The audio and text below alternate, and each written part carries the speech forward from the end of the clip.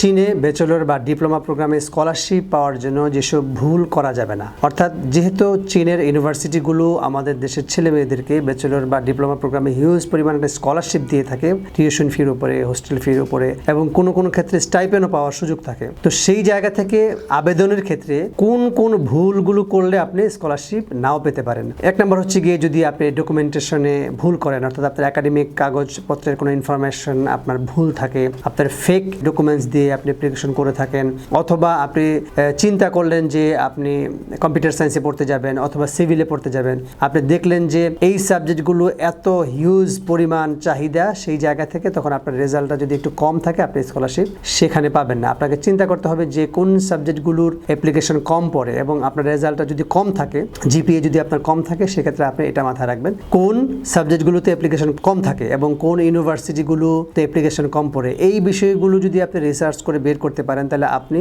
Scholarship পাওয়ার ক্ষেত্রে আপনি ঠকবেন না এবং ভালো পরিমাণটা স্কলারশিপ পাওয়ার সুযোগ থাকে। কারণ আপনি যদি আপনার রেজাল্ট যদি কম হয়, জিপিএ যদি আপনার দুইটা মিলে 3.5 7 থাকে অথবা 8 থাকে, এখন আপনি অ্যাপ্লিকেশন করতে আসছেন একেবারে অ্যাপ্লিকেশনের শেষ সময়টাতে, তাহলে আপনি অবশ্যই স্কলারশিপ কম পাবেন। তো সেই জায়গা থেকে আপনার জিপিএ কম থাকলে আপনি চিন্তা করবেন যে একটু আগে আগে কিভাবে অ্যাপ্লিকেশন করা যায়। এবং ডকুমেন্টেশনের ভুলের কথা যেটা আগে বললাম, সেটা হচ্ছে গিয়ে আপনি যদি ডকুমেন্টেশনে ভুল করেন বা কোনো মিস ইনফরমেশন আপনি দিয়ে থাকেন, সেক্ষেত্রে আপনি শুধু স্কলারশিপ নয়, আপনার পুরো অ্যাপ্লিকেশন প্রক্রিয়াই বাতিল হতে পারে। এবং আপনি অ্যাপ্লিকেশন পেলেও, অ্যাপ্লিকেশন পাওয়ার পরে আপনি ভিসা অ্যাপ্লিকেশনে গিয়ে যদি সেই ডকুমেন্টেশনের ভুলটা ধরা পড়ে, আপনি ডেফিনেটলি আপনার ভিসা রিজেক্ট হয়ে যাবে, ভিসা পাবেন না। তো সেই জায়গা থেকে আপনাকে কতগুলো বিষয় চিন্তা করতে হবে। একটা হচ্ছে গিয়ে সাবজেক্টটা চুজ করা, যে কোন সাবজেক্টে অ্যাপ্লিকেশন করলে আপনি স্কলারশিপ বেশি পাবেন, কোন কোন ইউনিভার্সিটিগুলোতে অ্যাপ্লিকেশন করলে আপনি বেশি স্কলারশিপ পাবেন এবং কোন সময়ে অ্যাপ্লিকেশনটা করলে আপনি স্কলারশিপটা বেশি পাবেন। এই সমস্ত বিষয়গুলো যখন মাথায় রেখে আপনি অ্যাপ্লিকেশন করবেন, তাহলে আপনি স্কলারশিপে